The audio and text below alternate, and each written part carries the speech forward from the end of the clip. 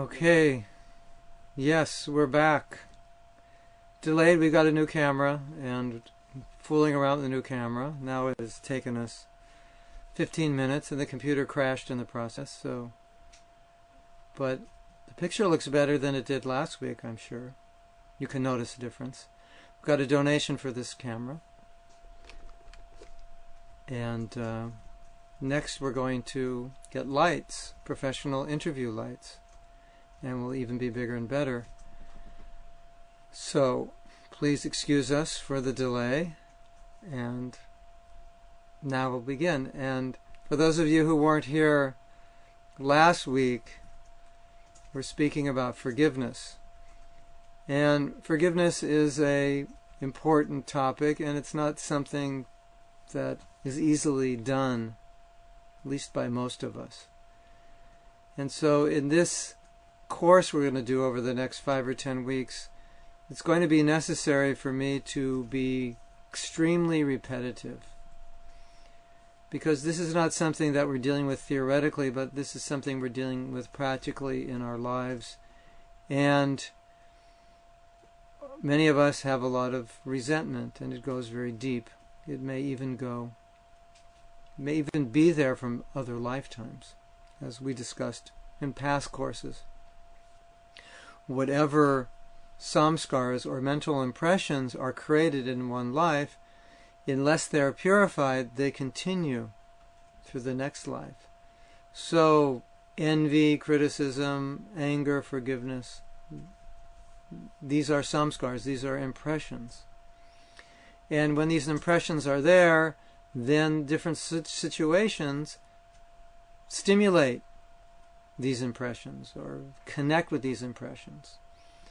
So it takes time, especially if we've been deeply wounded and we have a lot of anger or resentment towards an individual or an organization. It can take time to understand and deal with the anger we've kept. Many of us have kept anger for years, lifetimes. I told the story of Daksha.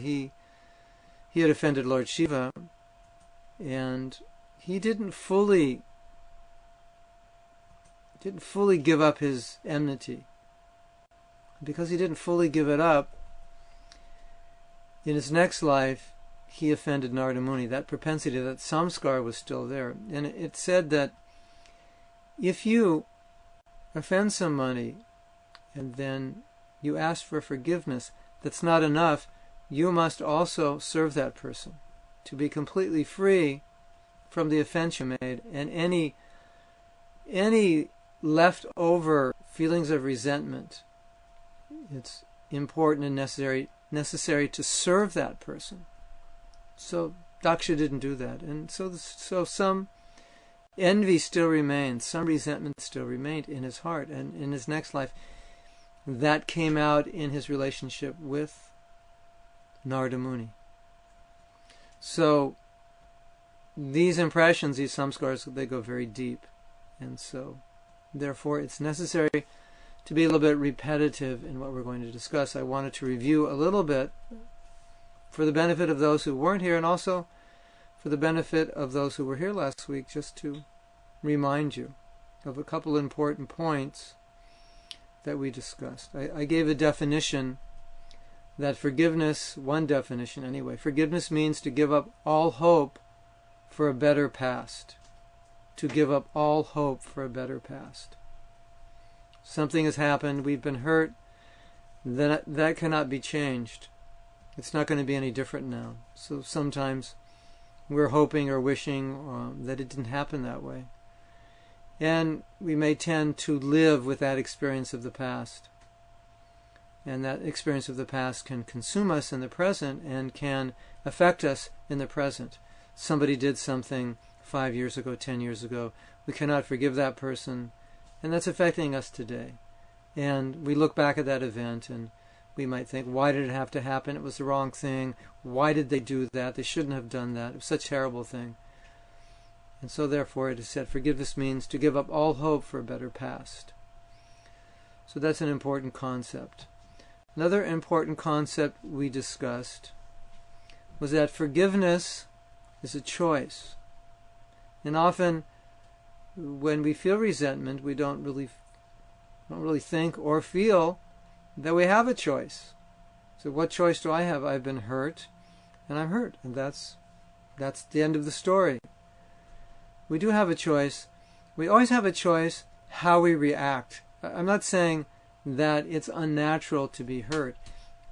Until we come to a very elevated platform of Krishna consciousness, we will be hurt. So we're really not talking now so much about not being hurt, but we're talking more about how we react to the hurt. So yes, I may be hurt. Now, I can have a lot of resentment for the person who hurt me. Or I can forgive that person. I can let it go. I can drop it. I have that choice. Sometimes it doesn't seem like I have it. Sometimes that choice is difficult. But we actually do have that choice.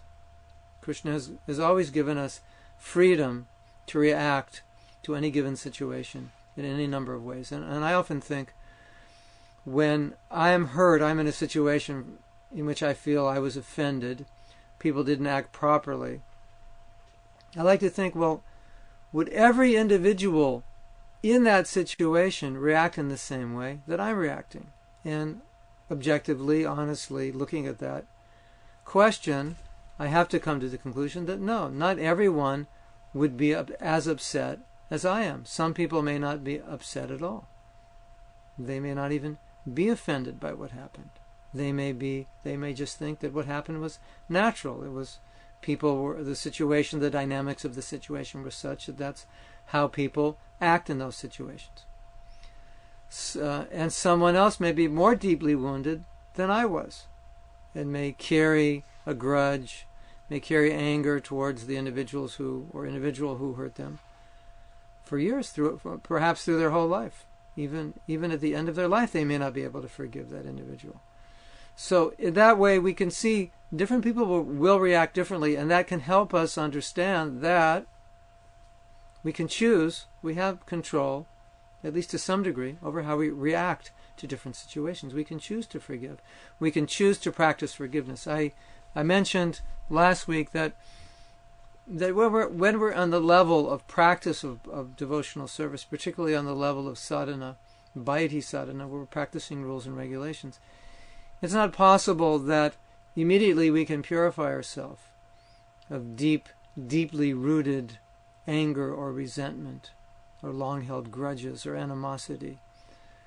But at least we can practice not acting on those emotions. We can practice subduing those emotions. We can practice not allowing those emotions to control us.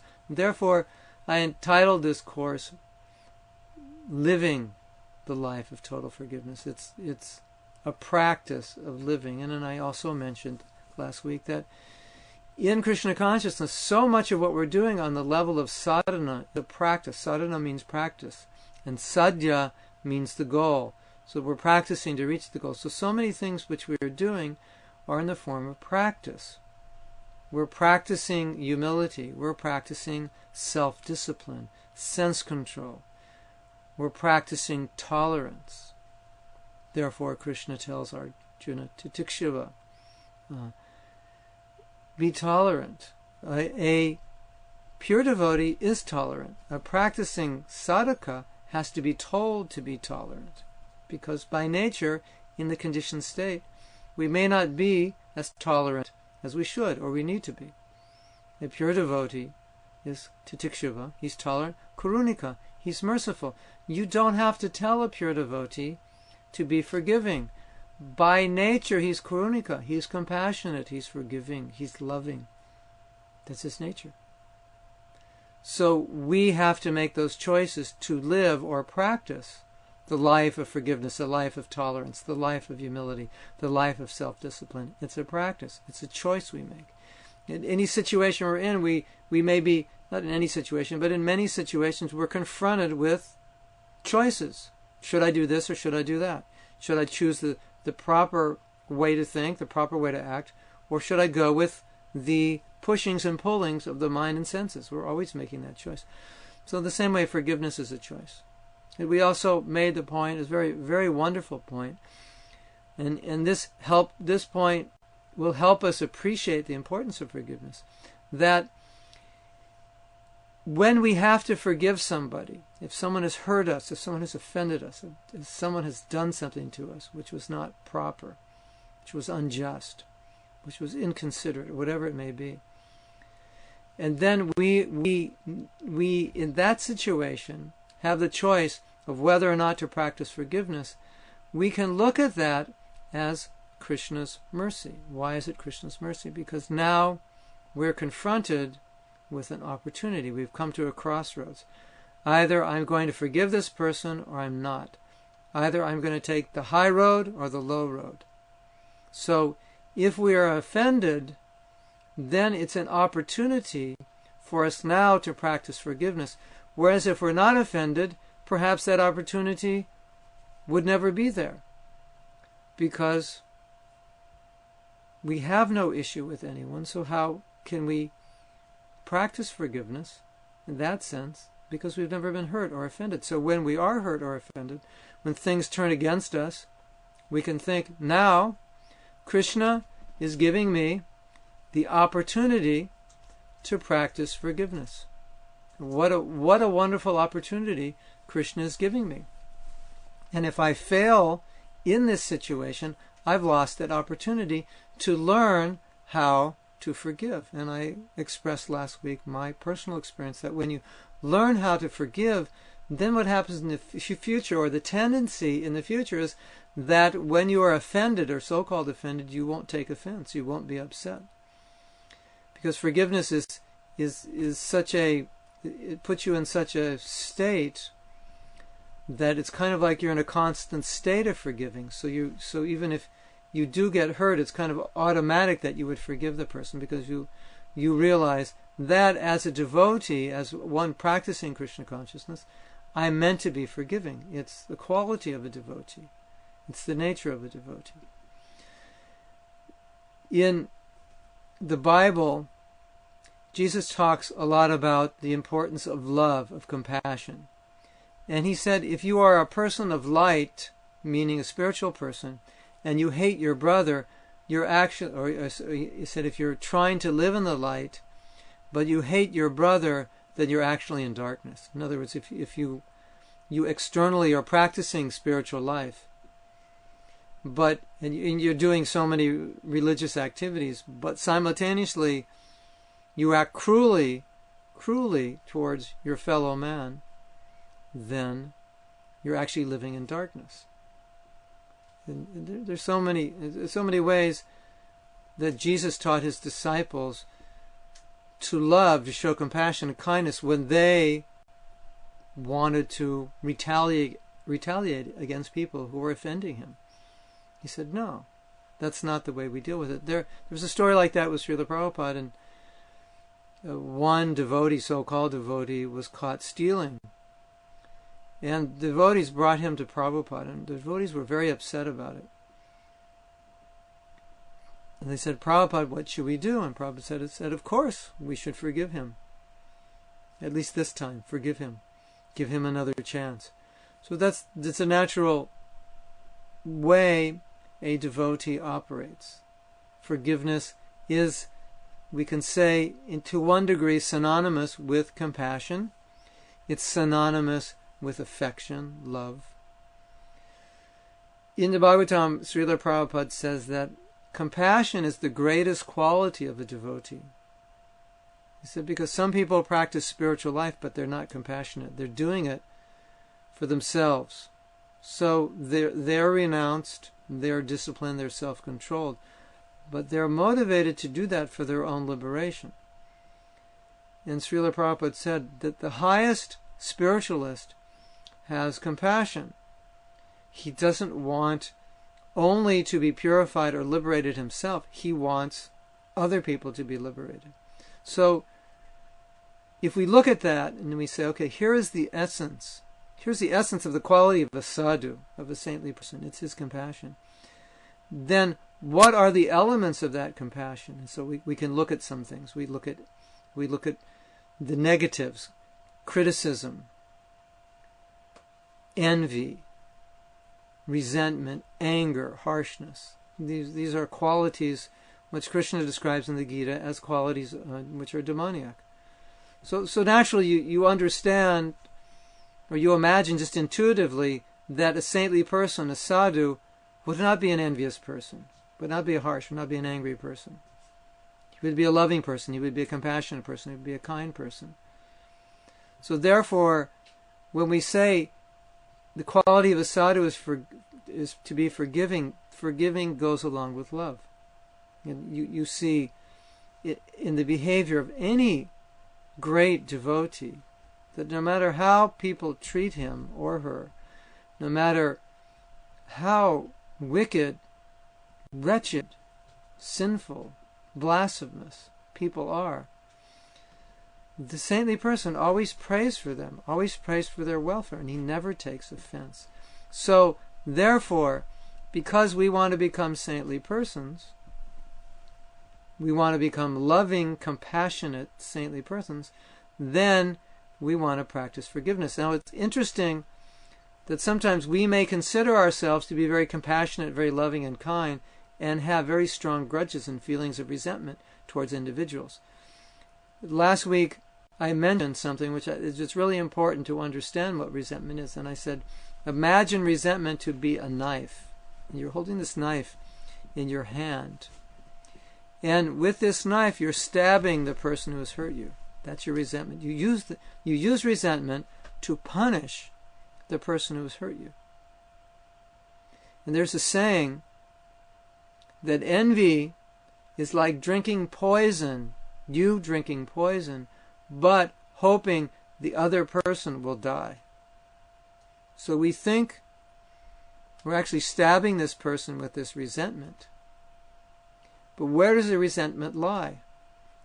It lies here within our hand, and more accurately, it lies within our heart. That's where it resides. So we think I'm punishing this person with my resentment, but because the resentment resides within my heart, I'm actually punishing myself. It's a poison. It's toxic. Any of the qualities which are considered of the lower modes of nature, and resentment being one of them, are toxic. Just like we always talk about purification. Chant the Hare Krishna Maha Mantra, you'll become purified. Do sadhana, read, study, rise early, bathe, you'll become purified. So, if we weren't toxic, we wouldn't need to be purified. But we are toxic, and holding on to resentment is one form of intoxication, toxicity within the heart. Pure devotee doesn't have that.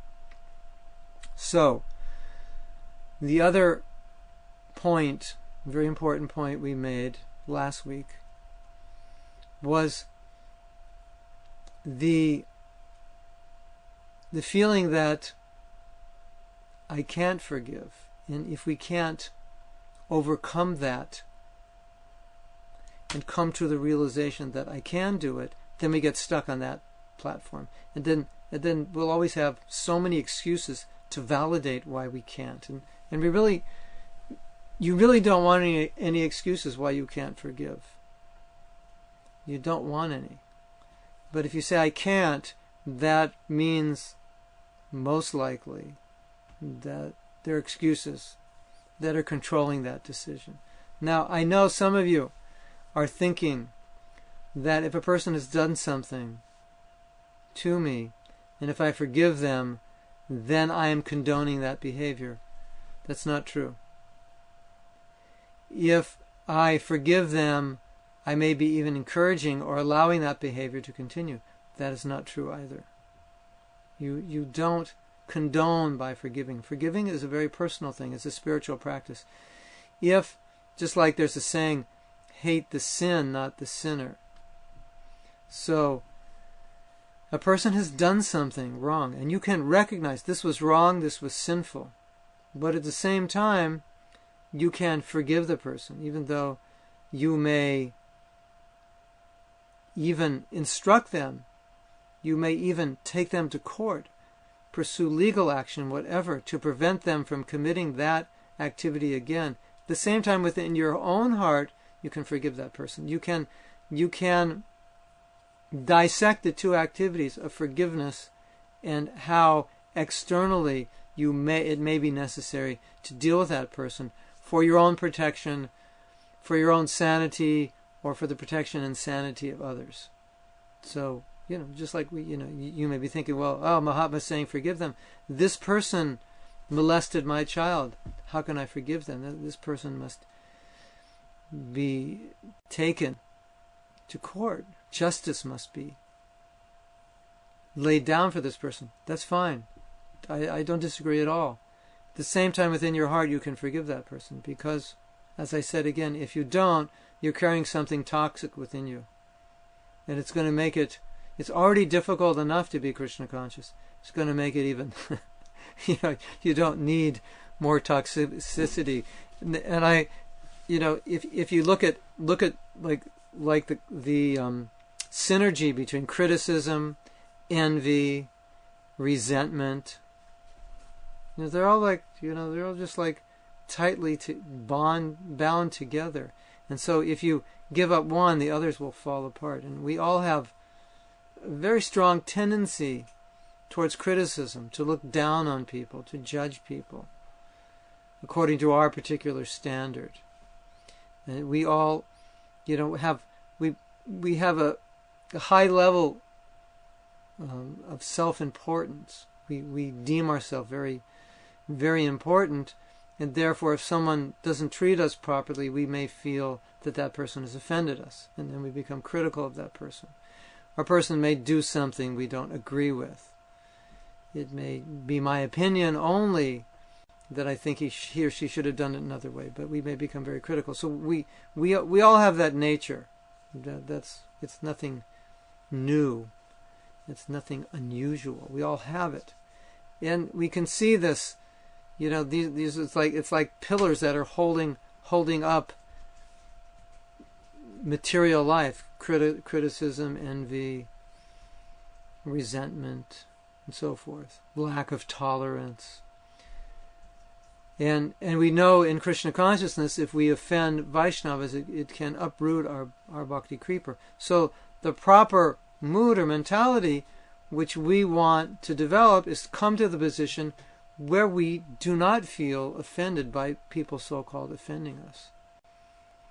And that we do not have the propensity, or we don't have the need to see the faults in others. It's actually a need. It's like a survival instinct. I need to find faults. It's interesting, and you think, no, I don't really need to do that. It's not a need.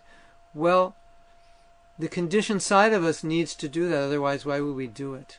I mean, look at the news. People, they need to criticize politicians. They need to, the radio show hosts need to do that to feed the appetites of the people who want to hear all these horrible things.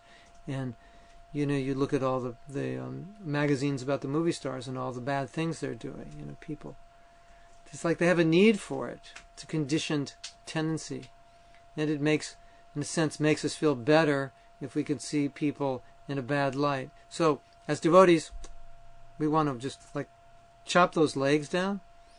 Criticism, envy, not easily done, but that's the idea, at least by practicing it. So I just want you to, I'm saying this because I want you to understand that resentment is one aspect of what is, you could say, holding us or binding us in conditioned life. It's just, it's connected with envy and criticism and so forth. And we are practicing to be devotees, and so we're practicing to act and think in a certain way. And it's always important when we are struggling to act in those ways to pray to Krishna to give us the intelligence and to give us the strength to be able to act properly, because it's not always going to be easy. We, as I was saying, when we have resentment, there's a lot of attachment to that resentment. A lot of times we feel we can't give it up, or it's going to be difficult to give up. But what does that mean? Just analyze. When you say, I can't give something up, what are you saying? You're saying, I'm attached to something. Say, no, give it up. Like you may say, oh, I have this issue with this person, and I can easily say, well, that sounds like it's really hurting you. That doesn't sound like it's helping you in any way. It sounds like it's really making you miserable, so I advise you to give it up. It's very easy for me to say that, and from my point of view, it looks like it's really bad for you. And so I'm thinking, by talking to you, I'm thinking, well, what's the problem? Why are you holding on to this? It's like you have this knife and you're just poking this knife in your heart. Why don't you just give it up? It sounds very easy. But for you, you say, it's easy for you to say that, but I can't do that. It's not so easy. So when we say we can't give up something, it means we're holding on to it. Right? We're holding on to, here's my knife, I'm holding on to it. And I say, well, just give up your knife, stop stabbing the person. No, I can't. It's too difficult to give up. And I'm saying, why is it difficult to give up? And ultimately, all you can say is, I'm attached to stabbing. I'm stabbing the person and I'm attached to it for some reason. I mean, really, let's be objective about resentment. What is it? There's something in me that wants to retaliate against this person or this organization that's giving me some kind of perverted pleasure if I can get back at them. I mean, so I'm attached to doing that. I'm attached to talking about it. I'm attached to, in any way, making that person's life miserable or making that organization's life miserable, whatever it is. So it goes very deep. It goes extremely deep. It goes so deep that we may not even be recognizing that that's what's going on. Drinking poison and hoping the other person will die. I have this knife and I'm stabbing, but I'm stabbing my heart also. And they're not getting the poison. Not really. So we're getting the poison. So that's a bit of a summary of what we went over last week. Important points. Now, beginning this week, I want to bring up another important point that I feel serves an extremely important foundation on the subject, and that is the principle of mercy. In Krishna consciousness, mercy is extremely important in our advancement. And the reason mercy is important is because mercy is always needed whenever an individual lacks complete qualification to achieve a goal. Just like in golf, they have two areas where you tee off, and one is the handicapped area. It's closer. So people who aren't so proficient in golf, they get to tee off closer to the green. So you could say they're getting mercy. So whenever qualification is lacking, mercy is required. If a criminal is brought to court, sometimes he may plead for mercy. Say perhaps it's a life sentence. So he'll plead to the judge, please don't put me in jail for life. Can you limit the sentence, let's say, to 20 years or 30 years? Have mercy on me. So they've broken a specific law. The punishment for breaking that law is imprisonment for life. Now he's asking for mercy. He's saying, don't look at the law books. Don't look at my crime and judge my crime based on the law books. Show mercy. So mercy is required, or mercy is sought after when there is a lack on a person's part, some lack. So we have a lack in Krishna consciousness. Therefore, mercy makes up for what we lack. We may feel that we have 100% lack. We have nothing. And mercy is everything to us. And for many of us, that's true. That's the case. We're executing bhakti only to get the mercy of my spiritual master, the previous acharyas, Lonitananda, Sri Chaitanya Mahaprabhu, to get their mercy. Without their mercy, we can't do anything. We're trying to attract their mercy, their compassion on us. That is actually the attitude of a devotee. I have no qualification. I'm only executing sadhana so I can get the mercy of the holy name, the mercy of the Vaishnavas. So, why am I saying this? Because if we have offended an individual, if we've ever offended anybody, in our hearts, we are hoping that person would forgive us. Say, I've done something wrong. I've offended this person, or I've offended this person's wife, or son or daughter. I deserve to be punished. I deserve for so many horrible things to happen to me, but I'm praying that they'll forgive me. That may have happened to you. It may be happening to you now. You've done something wrong, and you're hoping that the people you've offended will be merciful to you, because if they're not merciful to you, you're going to suffer tremendously. So you're hoping they'll be merciful. Right. So, when we are hurt, we want mercy. And when somebody hurts us, we want to see them punished. Interesting, isn't it? We want mercy for ourselves, and we want justice for others. If you're holding on to resentment, that means you want justice for the other person. You want them to be punished. And if someone is hurt, and you've hurt somebody, and you want them to forgive you, then you want mercy from others, but you want to give justice to those who've hurt you. Now, here's a question I have for you. I'm going to end with this question, and then we can have some discussion. If you are forgiven only to the degree, if you're forgiven by others in this life only to the degree that you forgive, would that be a problem for you? If you are forgiven only to the degree that you forgive, would that be a problem for you? And if your answer is yes, then you need to work on forgiveness. Because you want to be forgiven and you don't want to forgive others. It doesn't work that way. So, now I want to see if you have any questions. Are there any questions or discussions? Okay. Very nice question from Manja. Let's see, where's the first question? We're just going back. Arti is saying, how can a person... Where's that question? Where did it go? How can a person be tolerant when they can't forgive? Well, sometimes Srila Prabhupada describes forgiveness and tolerance as the same thing. So, I think it's best not to distinguish the two as two separate things.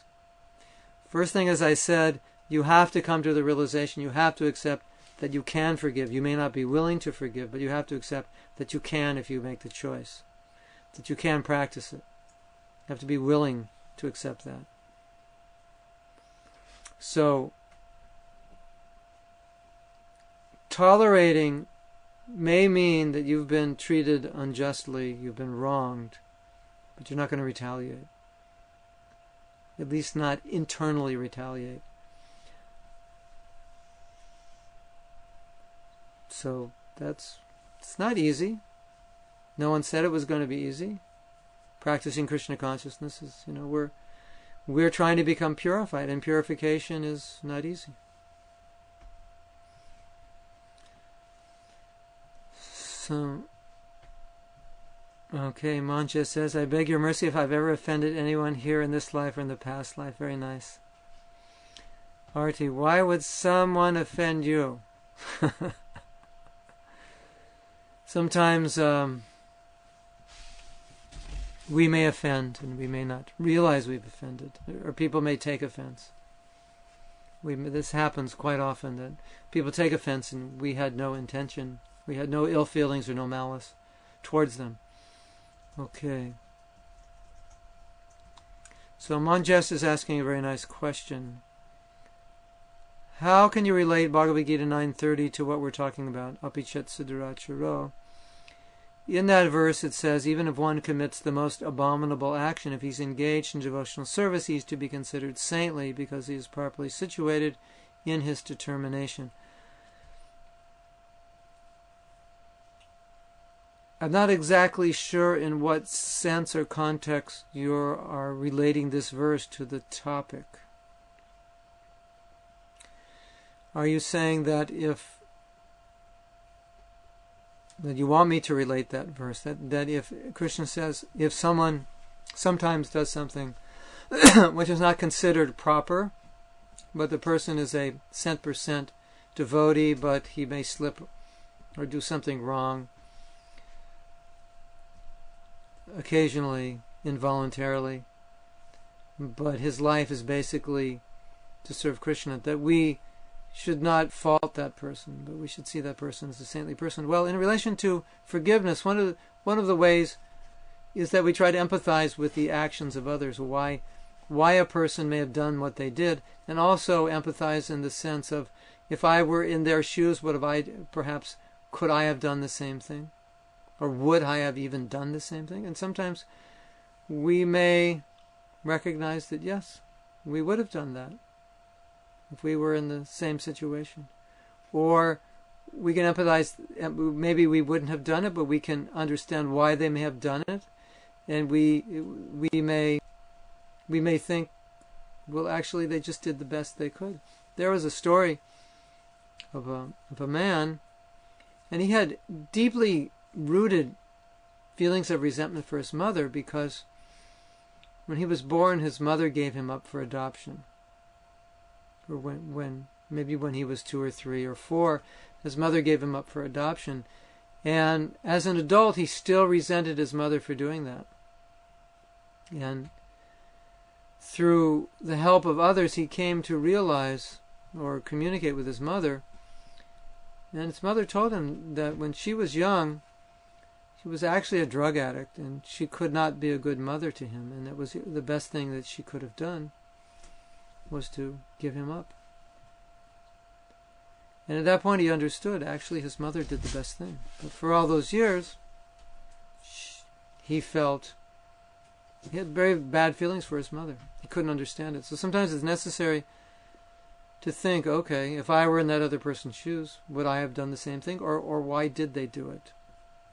They must have had a reason. Or, if I were raised, sometimes, you look at criminals and it's like, how could they do such a thing? And you might imagine that if you were raised like them, you might be doing the same thing right now.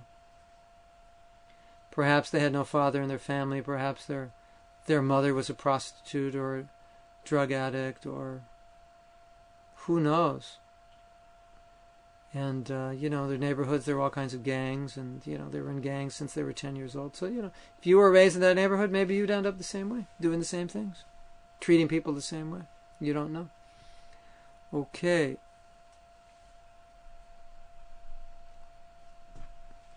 So, Tirthakara Das told me, you can't forgive if you can't forget. So I have hope. So I have no hope. How can I forget? Well, there's another saying. Prabhupada said, forgive and forget. But remember, you may not want to deal with that person. You may remember that you don't want to deal with that person. But there's another saying, forgive and don't forget that you forgave. But you may want to remember that this person is not someone that I want to be close to anymore. So that way, I don't want to forget that I've forgiven, and I don't want to forget what they did, because it's better that I'm not close with them. But the point again is, there's a saying, it's not between you and them, it's between you and Krishna. Say, ultimately, it's between you and Krishna. Say, Krishna wants you to forgive. So it's not really, don't think of it, this really can help you a lot. Don't think of it as an issue between you and that person. Think of it as an issue between you and Krishna. That this is about your relationship with Krishna. Forgiving that person is about your relationship with Krishna. It may not be about that relationship with that person. That person may not even know they offended you. You may not want a relationship with that person. You may want to be a million miles from that person. It's about your relationship with Krishna. A forgiving heart is necessary. That's the point. Okay. Anything else? Anyone out there?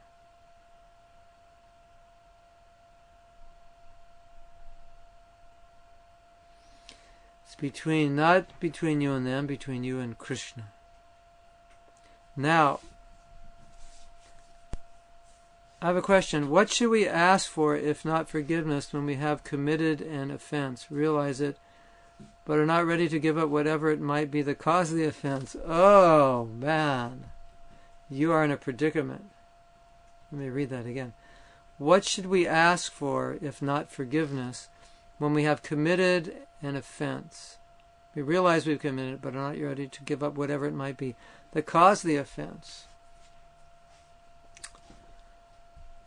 You should ask, you should pray to Krishna for the strength to give up what's causing the offense.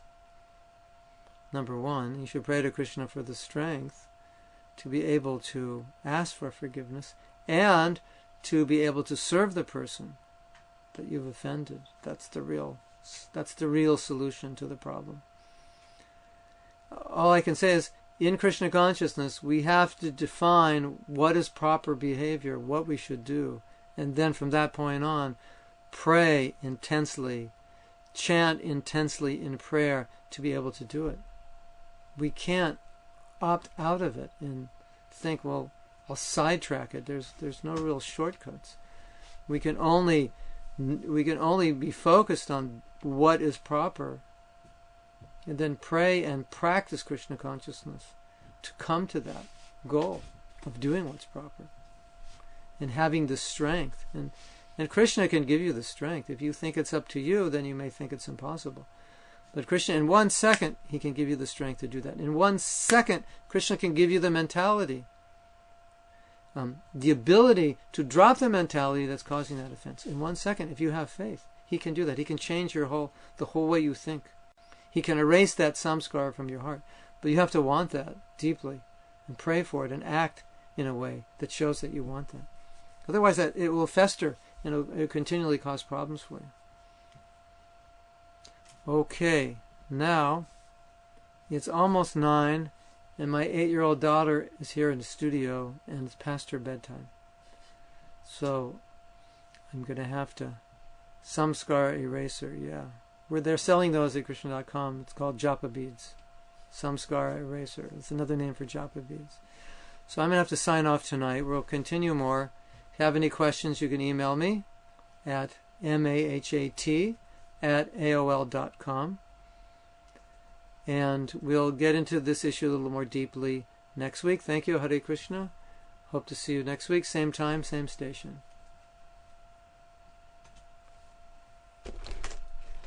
Okay. All glory.